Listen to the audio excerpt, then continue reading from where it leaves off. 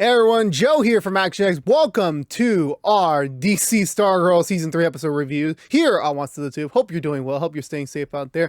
We're doing this new thing where we're doing this at night, apparently, because of everything going on with Fios and Nexstar, and I hear that DirecTV is starting to get affected. So by that point, I think Nexstar's in the fall here.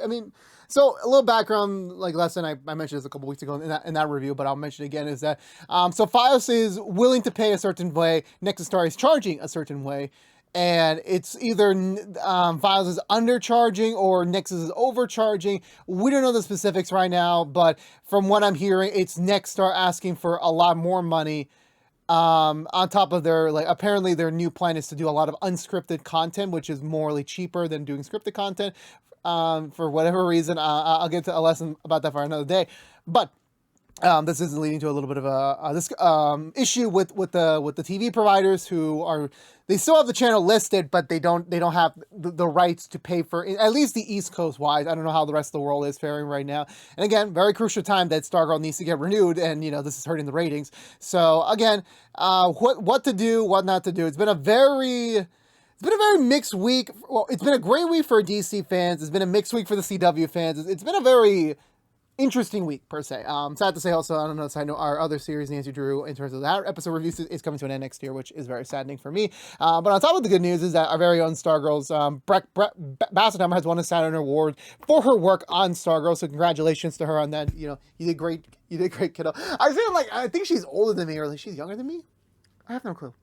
I met her before, but I don't know how old she was. I wasn't really telling there. Anywho, going into this week's episode, so enough background information. So for the time being, all of our Stargirl reviews going until the end of the season will be on Thursday nights.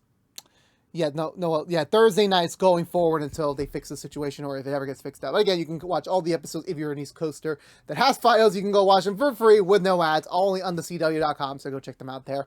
But anywho, going to this week's episode, this is part 2 of the two-parter Infinity Arc event, and it kind of felt more like a one-sided thing, in my opinion. A lot of the stuff they were trying to set up in part 1, half of that kind of really gets underskirt with just 2 big plot points over here. And honestly, our return to the Shadowlands was, I feel like the last one was a little bit more impactful.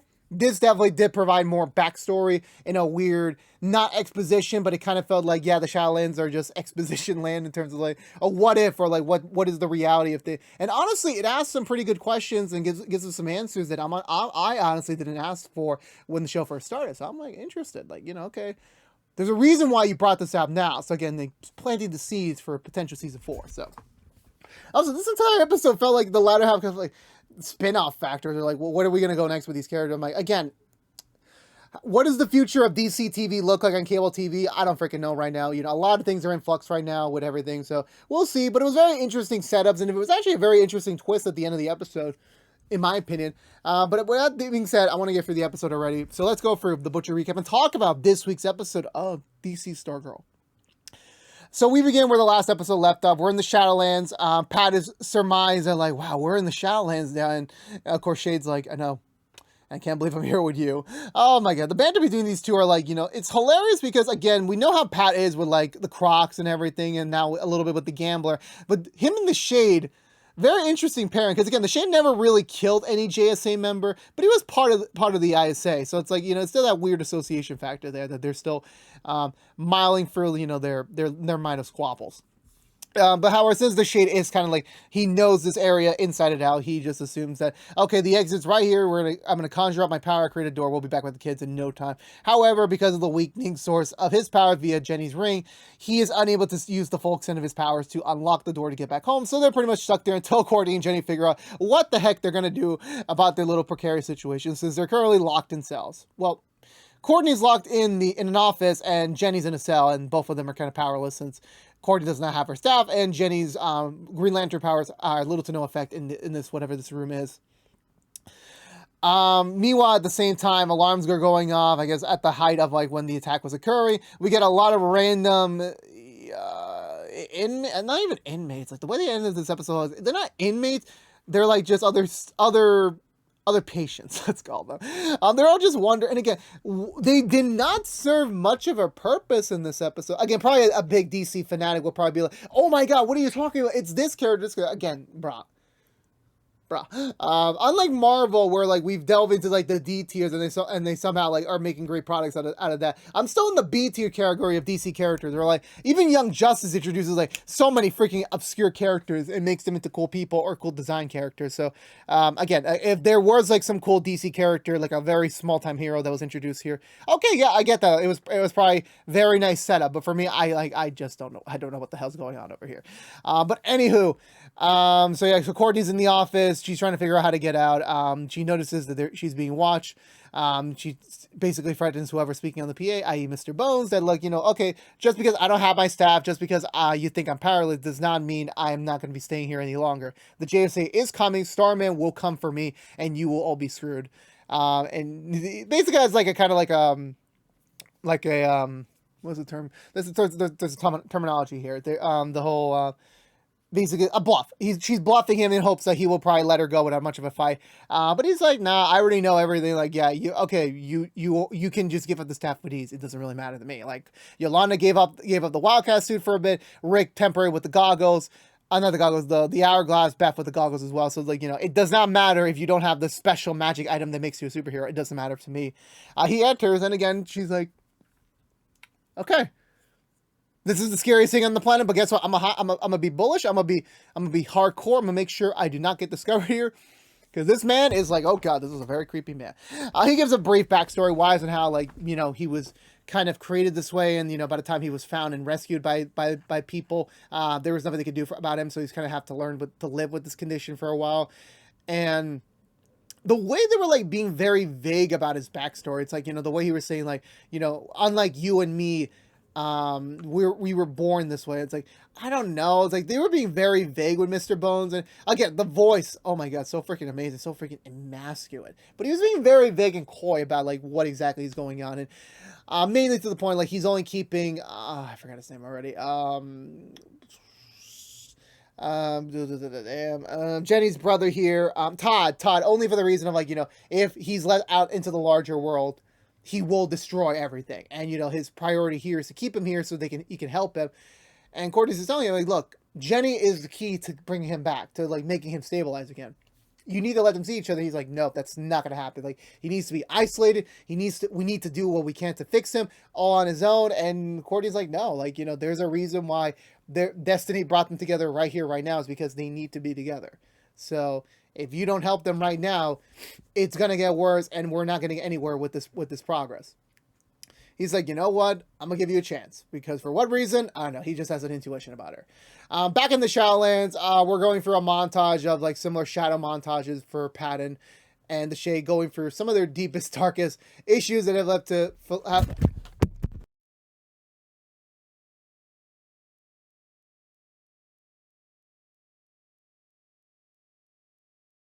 Are we still recording? Yeah, we're still good. Anywho, where do we go with that? Yeah, okay. So first up is the Gambler, which I'm like, oh, it's good to see you again, but he's just being more like an asshole again, like his old asshole self. Then again, this is all meant to be an example of like the Shadowland over exaggerates the dark, because they're like, it's not to say they don't exist, but the Shadowlands is meant to amplify that to like a T. Like, what happens if they embark on their dark and expresses the worst, similar to how last season when Courtney met her dark mom, that her dark mom literally was like full of regret for having Courtney for so young, abandoning all of her dreams just so she can be a proper mom to her, and like, how does that pay off anyway? So similar to that. The next montage the next segment we get to is we get to meet Pat's dad. Well, the older, darker version of Pat's dad, where he was much of a verbal abuser, that, he never really gave Pat the respect he deserves, and, and it's kind of like that weird thing of like, I can kind of relate to him, where like Pat wanted to do his own thing and just wanted to help people, but he didn't help his parents when they were going through a tough time with their separation, and that, things could have been different had Pat just stayed home and just, focus on them instead of trying to help the rest of the world. Again, just a really brutal comment here, but Pat's already used to it. He's just like taking it like a man's like, okay. It's like, it's so bad that like you're getting verbally abused by someone and you're just like, okay, because you're used to it. Again, you're not supposed to be like that. You should never be verbally abused or abused in general. But the fact that Pat's is taking this like just like it's another day in the park is just it's very concerning. It's very sad for him. They teleport to their next stop, where it's the Shade. We got a little bit more backstory on him. A little bit more is that when he had his powers, obviously he has this like kind of near immortality. He doesn't really age or really grows the hell up. he had a moment in his past where he had to abandon his sister, who was dying, because he just knew like it just wouldn't make sense for him to be there. But still filled with regret that he never got to have that final goodbye with her. And when he was trapped in that room again, not being able to use his powers to get out of there, he's just trying his best, but he doesn't want to acknowledge her because he knows like I wasn't there, so doing this would not help me at all because I still wasn't there at the true end. So he was about to commit suicide, goes through an entire fucking fireplace, and now just teleports them to the next area, which is back at the Whitmore Dugan house, where we see a amalgamation of both Pat's dad and also Barbara. And they're switching the topic over to Mike, which again, this is another interesting moment where like they're setting up something. They've asked questions that I forgot to ask, or I never asked, where Pat's dad is basically trolling him, like, you're trying your best to make sure Barbara is his mom, but in reality, he has a mom, but she abandoned him. And I'm just like, what the fuck? I didn't realize about this. Like, that was the one thing I think I never talked about. Like, what happened to Pat's original wife and Mike's mom? I forgot to ask that question. I'm like, and she abandoned him at 2-3 years in a soup kitchen? I'm like, bro. Like, obviously, again, like, there has to be a reason for that. There has to be a reason. And again, if the season's going to end with a big old, like, and if we do get a season 4 where, like, oh, Pat's original wife was originally kidnapped by someone else, like another villain, to fuck with Pat, and now all of a sudden she comes back, it's like, well, how does it deal? Like, because they never had, like, it's the same thing. They never had a final showdown. It never was confirmed if she abandoned him. We still don't know much about the backstory about him. Pat just immediately just decides to brush it off and kind of, like, you know, ignore it and just have him forget about his mom. But, like, you know, obviously Mike's always thinking about, supposedly, about his real mom. Like, where is she? Like, yeah, he's probably happy with his new family, with his new life, but where is his real mom? Where is she? Like, he wants to know for the answer to that question. Now that they brought it up in the show, I'm like, now I'm curious, who the fuck is the mom? Where is she? Is she going to play a larger story in the long run? Like, we don't know. Like, again, this is very subliminal teasing, even in a Shadowland situation, just for, like, you know, setting up future seeds. You know, it's very smart thinking over there. Eventually, things start to burn up. So their time in the Shadowlands is coming to an end, and, you know, there's still no sign of Courtney and Jenny are about to, you know, solve this problem. So Courtney convinces Mr. Bones to let her go, and, you know, she goes to Jenny, tells her, like, yeah, you're the only person right now who can help Todd. Like, you know, you need to go back to him and, like, really figure out how to fix him. So they take her back to the containment room. She touches him again, this time with enough force to kind of get into, like, this weird, like, Shadowland-y looking area where they finally get to have a proper conversation about, you know, just everything, and, you know, just explain that, you know, we need to be with each other right now. There's a reason why we're here right now. We're finally together again, and we need to fight and make sure that we're going to be back together. So, so he manages to communicate with her. He manages to get through to her. They finally get to touch, hug, and she uses her Green Lantern power, the Lantern powers, to basically heal the darkness within him. Now, again, how did he get access to the Shadowlands? We don't really know. It's still left ambiguous to how he got those powers, or if he was born with them. We really don't know. There's a lot of big question marks there. But the point is, it's quelled. The darkness is contained. They're back together. This is around the same time where all the darkness goes apparently back inside Jenny, or goes back inside Todd. So everything gets balanced, allowing the Shade to bring him and Pat back to the real world, where everything's safe, everything's all right, and they're about to go home. And then apparently they're baffled with, like, yeah, y'all could have left at any time. Todd was never forced here against his will. He wanted to stay here to get help. And Todd was like, yeah, I literally could have left anytime I want. And I'm just like, boy, so you tell me this wasn't a villain, Hannah? This wasn't a bad, and again, yeah, they acknowledge that, yeah, they lied to them about, like, keeping Todd here, but, like, you know, they didn't want Todd to, like, have his treatments ruined, even though they were just, at the time, just not knowing that Jenny was the key there, but still, like, bro, you still lied. But, like, either way, like, yeah, him just being said, yeah, I could have left at any time. Like, I mean, I'm grateful, but, like, y'all didn't really need to save me. And she's like, you know what, I'm done here. Like, I'm about to get the hell out of here. Like, this is enough for me. So they all leave. They're about to head back, I guess, all back to Blue Valley for a bit. And even Pat has a question of, like, did you ever used to teach math? And I'm like, bro, I don't even know where we're trying to go with this. We have enough backstory elements here to go. Nurse Love reunites with not reunites, meets back up with Dr. Bones, who's like, you know what, Courtney was right. There is potential to, like, you know, not isolate the children or isolate our patients from each other. Maybe that's not the solution.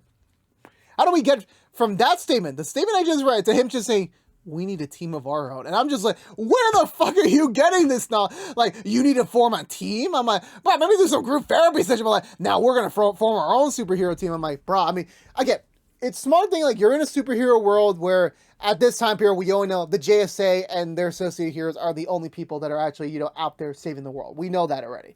Whether or not there is a Batman or Superman or anyone else out there, that's not our concern there. You know, that's not our thing.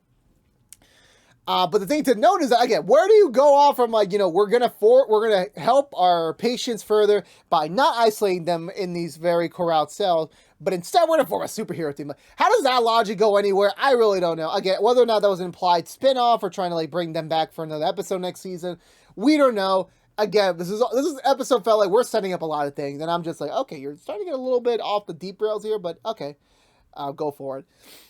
So the other five are heading out. They're about to start heading back home, and Pat pulls aside the Shade to tell him that, you know what, Todd needs your help. You know, it's very rare for, you know, you to actually run into an individual that has your same power set. And again, this is the whole theme of the show of, like, you know, passing on things to the next generation, learning things that the last generation did not. And the Shade has an opportunity to do exactly that with Todd. And the Shade's like, oh, I don't want to take care of kids. Like, I want to live the rest of my life exploring the world, drinking tea all over the place. I mean, again, why hasn't he gone to London yet? Who freaking knows? But the point is that, yeah, he does not want to teach these kids. But, of course, Pat decides to berate him and decides to guilt him by saying, like, hey, look, you didn't kill the JSA. You were an accessory to getting them, you know, taken down. And he's like, do not bring this up. Do not bring this up. And he's like, okay, fine. I'll do it. I ain't going to like it. But you know what? I'm at least going to offer it to them. And he offers it to Todd, and he's like, yes, I will take it. And he's like, damn it.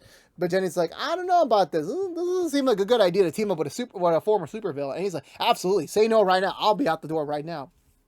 But Jenny will take him on his opportunity to, like, transport them to their next location, New York.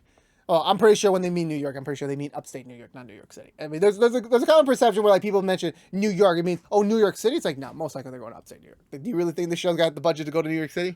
I mean, don't get me wrong, my city's open for y'all if you want to come over, but, like, I highly doubt that's the case over here. And the Shade's like, fine, you know, but we're going to do this, and we're not going to do any of your theatrical, we're not going to do any of this, you know, banter thing, you know, forming like a family type thing, you know, I'm going to take you there, I'm going to teach your brother some things, and then I'm out. That's really the case here. Oh, Shade, you're about to fall in love with these kids. You're about to be the dad you never wish you were before. So he decides, screw it, we're off to New York. See y'all later. They teleport off to New York, and Courtney's like, cool, that they're on their own adventure. How the fuck are we going to get home? And then they say, you know what, we're going to take a bus. Apparently, Pat was smart enough to bring a wallet, or one of them has a wallet that can pay for these bus tickets. So I'm like, okay, that's pretty smart of them to do so. But they're on the bus ride over, and apparently, also I forgot to mention, is when they were saying goodbye to Nurse Love and leaving the school, or leaving the mental asylum that they call a school. They basically, like, challenged him, saying that, hey, look, we know you got the camera set up all over Blue Valley, so what's up with that? And like, no, we just did ordinary research. We didn't do no such thing as setting up cameras. And I'm like thinking to myself, what? So wait, you're not the villains of the season? So like the entire big season, cock tease in the end season 2 was like just for nothing. And I'm like, now I'm curious, like, wait, who the fuck is the villain then? Like we've had absolutely no hints. Like, yeah, Solomon Grundy's body's gone. But by the way we implied at the end of this episode in a bed is that it's not Solomon Grundy. It's someone like just humanoid looking. I'm just like thinking to myself, who the hell is it? Now they're figuring out who the hell is it. So we go back to Blue Valley, daytime. We go into the sewers. Apparently another part of the sewer system we failed to see. All we see is one of the monitors with Rick's face freezed over and saying that, you know, I'm coming after you. And the guy just, whoever this mysterious individual just punches the thing, indicating like, yeah, okay, yeah, he's ready to get into some action. But who the heck is this individual? What the heck is going on? What the hell is this end game? I don't really know. I don't know what to say. But guess what? That was the end of this week's episode of DC Stargirl. For me, I thought this was a little bit of a downstep from last week. It felt like there was a little bit too much inconvenient exposition type moments where like we were setting up stuff for maybe later storylines down the road, which again, I know as a TV show that you hope that we'll get multiple seasons. You kind of have to do that. So yeah, it's like a natural, like, oh, we planted this here and we planted this here, or we planted that thing in your mind. And that was smart, but it felt like we got too much of that. You know, the Shade having a much more deeper backstory. Pat's original wife and Mike's mom. Of everything about, like, you know, how did Todd get his connection with the Shadow Lens? You know, there's so many questions. And also Helix apparently wanted to do their own superhero team. There was just a lot of setup thrown here and like, you know, than that. And then the actual plot of things actually progressed pretty quickly. Like, it did not feel like an intimidating climax or showdown at all. Like, Courtney met Mr. Bones, but he wasn't a villain. And that was like a big shock for the episode. Like, Mr. Bones, a villain that literally looks... I get the whole point of it, don't judge a book by its cover. I get that. But when you have a powerful voice like that, a very menacing persona like that, like, I just naturally assume he's the villain. And he's like, oh no, he's not the villain? I'm like, well, great. Then who the hell is the villain? I don't freaking know at all. But yeah, but all that... I mean, besides all that I mentioned, in terms of the actual content of the episode, I thought it was alright. I thought it was pretty good. Getting to see more time with Pat and Shade is always so fun. They have a very fun banter going. Courtney just showcasing like she can be someone without the staff is definitely a point when you're growing up as a superhero, saying that I don't need the superpower to make me super. Who I am enough is what makes me myself, which again is a good lesson. It really is good. And just delving a little bit more into Pat's backstory as well. It does help him more of like, figuring out more shades about him that isn't just being related to Starman and then, his relationship with the new JSA. Like, there's more stuff to him that we still don't know about, which is intriguing because he's one of our leads. But the fact that they also kind of like, separate everything with the other storylines, not getting into like, Yolanda moving in with the Whitmore Dugans. We have yet to address that. If they got the rest of the camp. Again, these are all very minor, small plot lines. And like, yeah, we could just save that over for the next episode. It's not that bad. But when you advertise this as like a two-parter, it's like, I kind of have the assumption like, oh, everything's going to get into the two-parter. And again, the moments we did get were like the stronger, but like, it just kind of felt like a weird sore thumb down in my opinion. But for me, overall, I thought this episode was still good. I think it was another serviceable episode for the show, and I can't wait to see what really is going to go on when we actually get back to the main storyline stuff next week, hopefully. Which, again, since I'm watching this on the CW.com, I'm not watching the previews right now, so I have no idea what next week's preview is going to hold. I really don't know.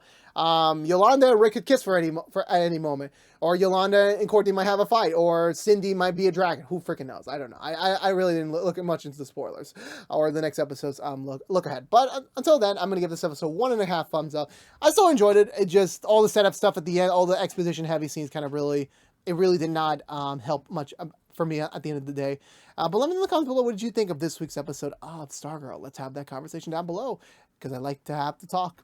But until we see each other again, this has been What's the Two from ActionX, reviewing every episode in the 3rd season of DC Stargirl. If you want to know what we're doing normally, What's the Two besides our Stargirl episode reviews, we're currently doing Walker episode reviews, Walker Independence episode reviews, the Rookie episode reviews, and the Rookie Feds episode reviews each and every week after brand new episodes on the CW and ABC, respectfully. But if you don't care about Stargirl, you're in luck. We'll be back next week with another brand new episode review, so stay tuned there. It's a very much of a straight shot now to the finale. I think every week until December 7th. I want to say December 7th. Yeah, I think December 7th is the finale. Which is, I think, the day before Doom Patrol starts back up, which I'm like, oh god, I get no break. I literally get I get no break at all. But anywho, again, this has been What's the Two from ActionX. Please subscribe to us on youtube.com/ActionX videos. Ring that bell for notification when our next episode review is live. Please also like, favorite, share if you want to. Please also ring the bell, and as well as follow us on social media to stay up to date with any sort of updates we may have for either of our channels. But until we see each other again, for all you Stargirls out there, I'll see y'all in the next week's episode review. But until then, stay safe out there. Be good to each other. And as always, peace out.